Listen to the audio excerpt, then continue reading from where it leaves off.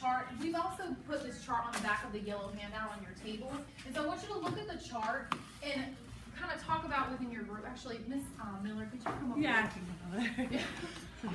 Talk about within your group what this chart is suggesting, or what this chart suggests about reading in general.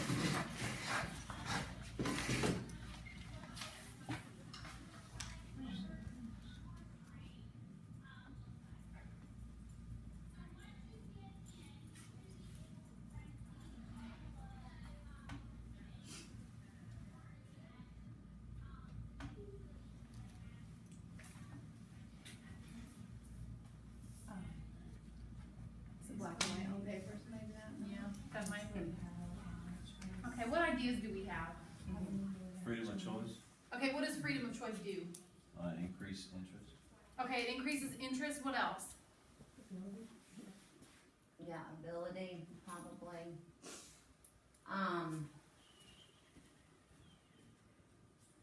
It builds love for reading. Yes, Yeah. love leads to a happy heart. We're all happy if we have a choice. to want to read more books. Yes.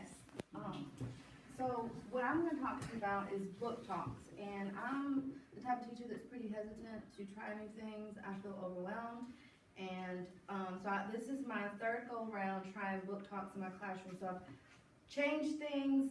The first go around wasn't the best, but I was actually surprised giving my kids a choice on independent reading, especially at the high school level. You know, then they're going to choose something, but they get excited about presenting and being in front of their peers, and they don't want to, I guess, be embarrassed that they didn't do their reading because they know they have to present.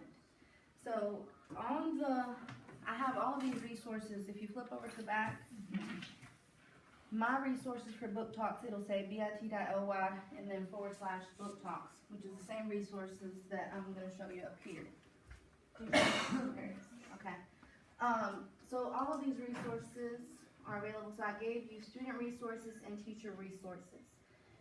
And the way that I introduce book talks, I'm like really excited about it, and I'm like, hey, you know, when you go to a movie, what are some things, if you really want somebody to see the next movie, what do you tell them? And they're like, we tell them everything but the ending. And that's how I introduce book talks.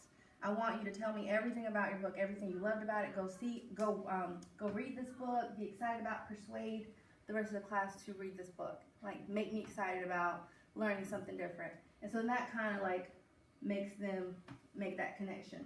So then I give them their student instructions, and I introduce what they're going to be doing. And this is the page that they see, okay? So this is a chance that they get to share their novel, nonfiction or fiction. And we're going to be celebrating literature and, you know, sharing what we took from a text. Before I allow them to go out into the library, so I'll take them to the library and choose a book, I make sure to give them their Lexile number. And I always say, I don't want you to feel like you have to read something on, you know, whatever your number is, but I want you to also challenge yourself. So I don't want you to go pick up a 5th grade reading level book. I do give them like open choice.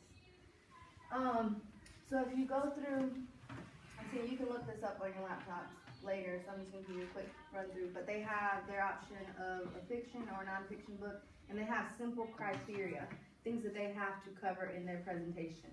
So they know, okay, what they're going to have to do. So there's 2 parts. They have the content part and then the delivery part.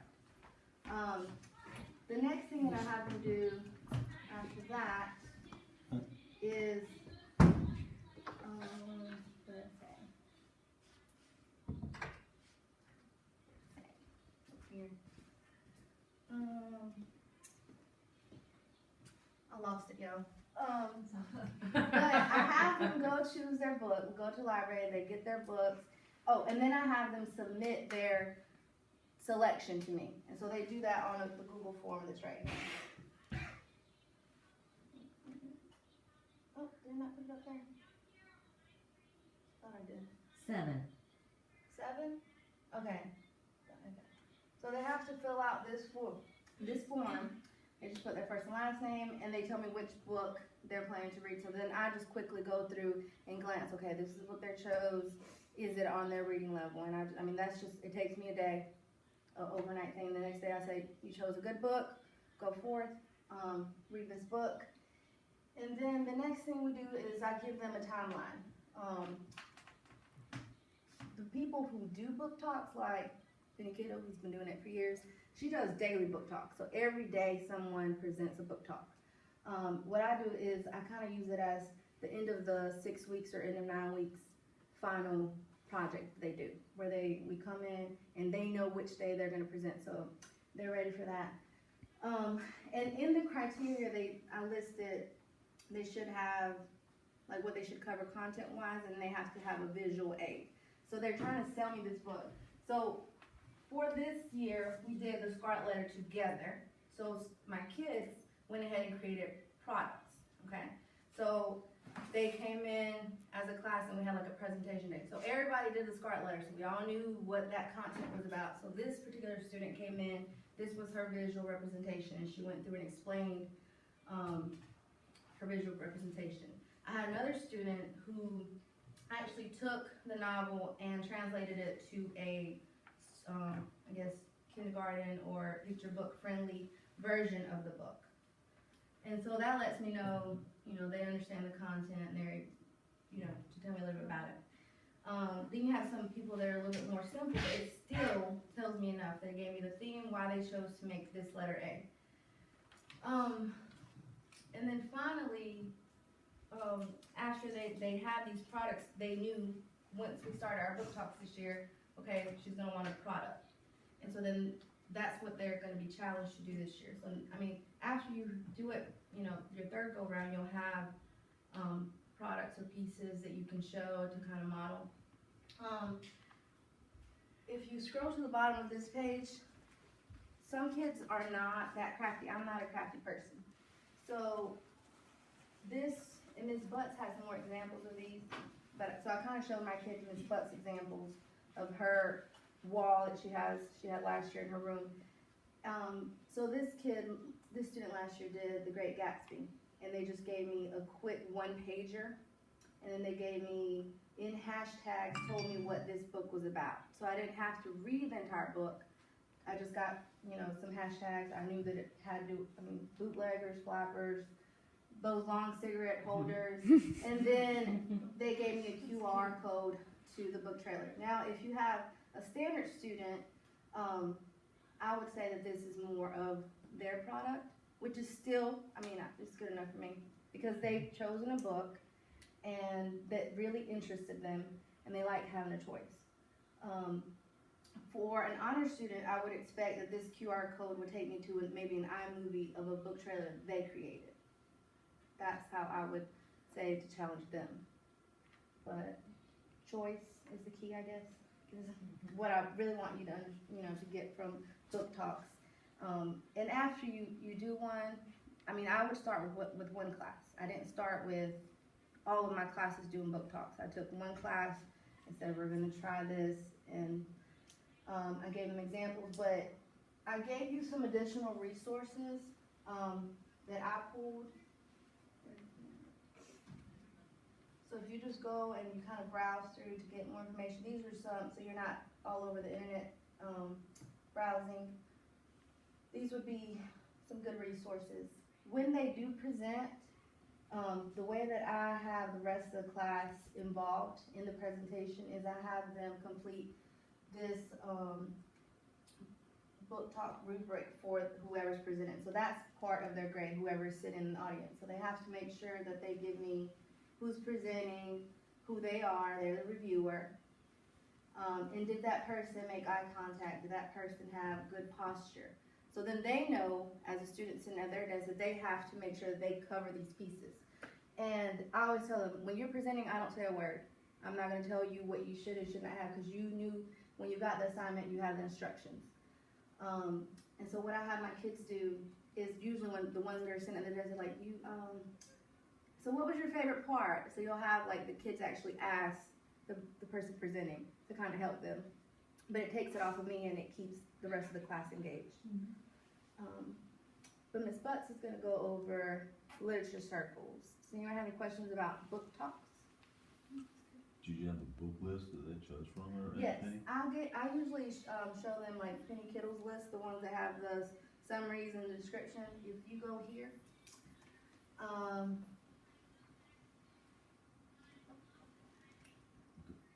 I usually take her list, and I like how she gives the summary of the different sections, so if you just want, like for the girls, like I think I'm in love, and then Do they you have give like you little genres Yes. to look at, Mhm. interest? Yes. Okay. And Is it then, Lexile type thing? is it what? You said mention Lexile.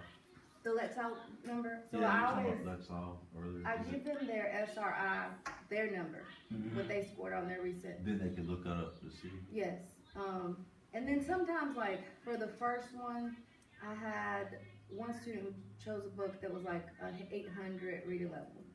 But it was a thick book, so you kinda like as a teacher, you say, okay, what's 300, 400 pages, like, I guess I can compromise, this student really wants to read this book, that's what it's about Mhm. for me.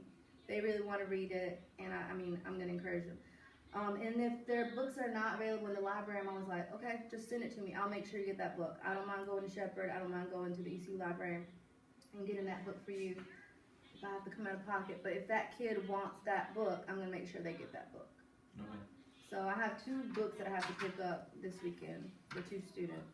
I don't know what the names of them are, but they weren't in our library. Then you have kids like, somebody said, well, can I do 50 Shades? And I'm like, no. Like, you get a choice, but that's the whole purpose of them submitting it to me, and then I just quickly do like, Mhm.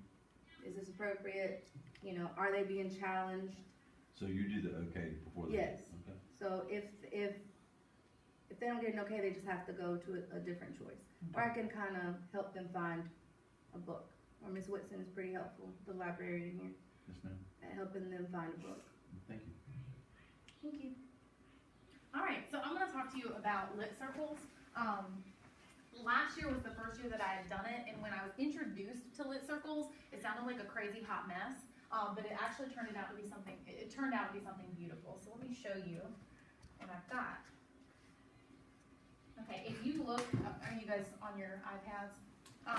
You can actually look up the presentation that I'm on if you wanted to go through and go ahead of me. Do you want me just to leave mine plugged in, and I can just go to it? Yeah, that would be great. Okay. Here you got it there. And then Which one did you check out? This one? this one. Of course, it's not gonna work, right?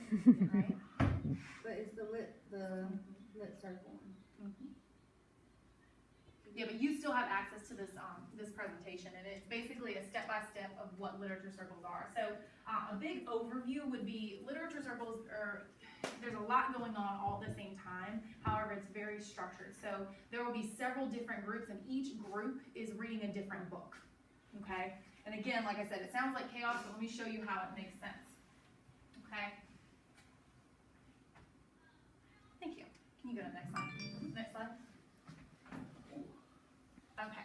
All right, so these are the steps that you're going to need to follow in order for the literature circles to work out successfully. Now, granted, there could be other steps that you add in there to make it your own. However, this is what I found worked in my own classroom. So the things that are in blue are things that you have to do. What do you notice?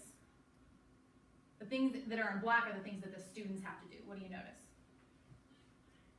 The students do more. The students do have to do more, which is fantastic for me because, you know, when you have a class full of 30-something students, it kind of drives you mad. So first thing that you're going to do is, if you're doing literature circles, you can base it on what you're teaching at that time. And so when I did literature circles, we were reviewing the Holocaust. Originally, our curriculum map said we were going to do night, but we decided we were going to break that open. And so all of the books that I chose for my literature circles were around the Holocaust or an example of modern day oppression. And so then you're gonna, once you pick your theme, you're gonna meet with your media coordinator, and then they're gonna, she can tell you what they have, if they have class sets, that way you can see if you have enough books and you can see what your options are.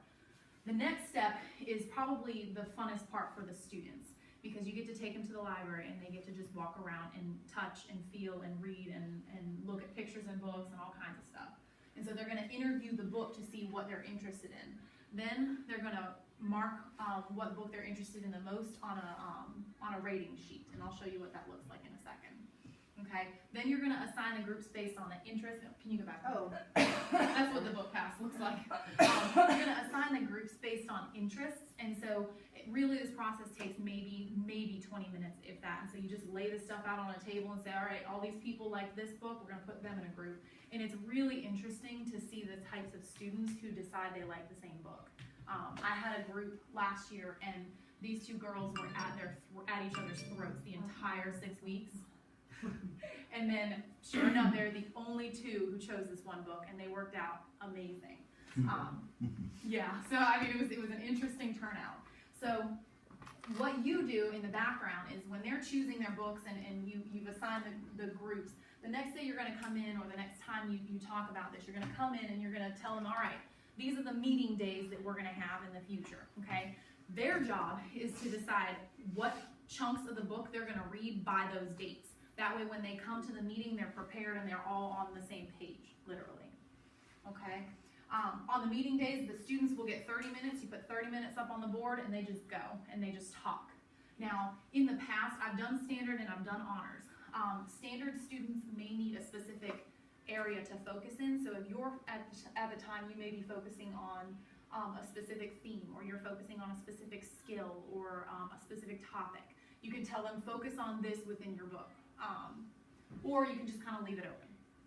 After the discussion, the team is going to submit what happened or what they discussed in their group, and then the individual students are then going to break apart and they're going to go submit a personal write-up about how that meeting went, okay? This is my way of keeping them accountable, knowing not only do they have to participate in their group discussion, but they also have an individual component they're going to be graded on. And then last but not least, this all ends up leading to a book talk that they will do together on their novel, okay? And so this next part's gonna come really fast. So this is the book pass rating sheet that I use, and it's real simple, and they just rate their choices 1 through 10. And I keep the titles up there, that way that there's less writing for them. All right. Okay, within the groups, the way the groups function best is if there are roles, because they seem to take on these roles and they just become whatever you want them to be. And so some of the roles that I've used, but you can add based on what you want to do. You need a leader, a recorder, a timekeeper, a researcher, and you can pull out other roles if that's what your students need. And I'm not going to go over the specific requirements of each person because they may change based on your students. Okay, so once they have roles within their group, and the roles can change each week, that's up to them or you. The group, and this is important, the group needs to decide what the ground rules are for their meetings. Because if you say, all right, here's your rules, they're going to be like, they're not even going to be listening. And so this is an example of what some of my groups came up with last year. It's just some of the points. And one of the funny ones was this one.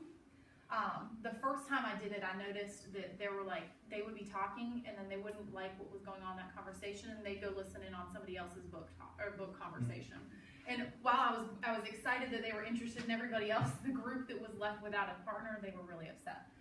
And so they added that in. They were like, this needs to be a rule. So, go ahead. All right. Now, as far as the instructions and what they need to do, I try to put it back on them. I don't want to be the holder of all information. And so, in the past, I've had everything on Google Docs, everything. And that way they have access to it. And however you organize it is up to you and your class. But if you, and you don't have to right now, but if you go ahead and click, can you click on that link? She had her book talk instructions. I also have my own book talk instructions, and it's the same breakup. However, I had to break things down very minutely for my students because they needed every single detail, and so I did. But what I found out was if you have too many details, it gets overwhelming for them naturally. And so I may change this in the future, knowing that was overwhelming for them. And so one of the big things was I wanted them to know what was expected of them during their book talks, but more importantly, I wanted them to know that you have to practice in order to meet these requirements. And so if you scroll down real quick, I have the rubric from when they actually perform. This was great because all I had to do was sit there, and as they were talking, it was in order, and I was like, check, check, check, check, check. The only problem with this is so formulaic that all of the book talks start to sound the same, and then everybody gets bored.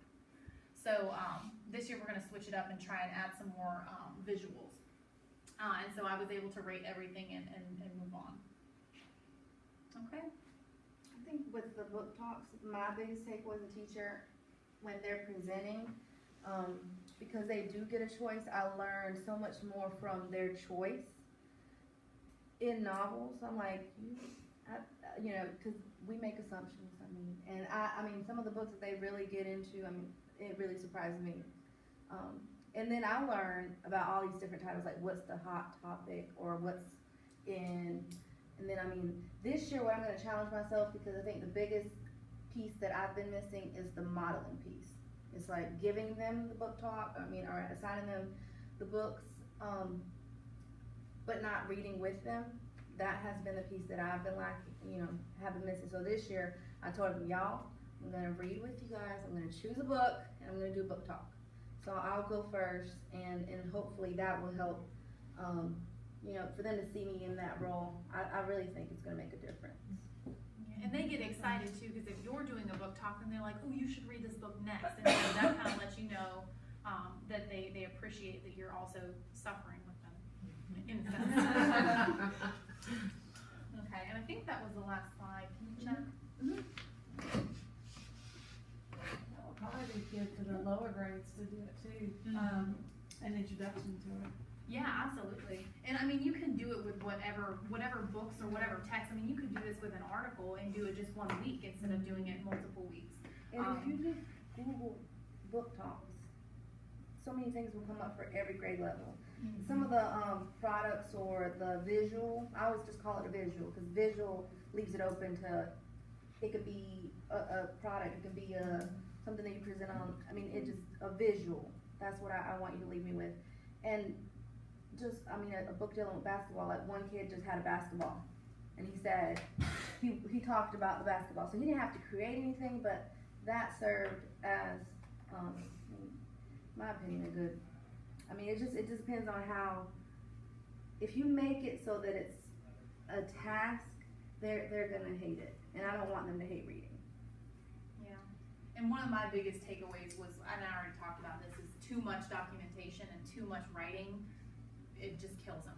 It absolutely kills them. And while they will rise to the occasion, they usually leave, if there's too much documentation, they leave the book talks and they're just like, I'm done. Thank God that's over. And I don't want them to be like that. I want them to love reading. So, okay. Do you guys have any questions about literature circles?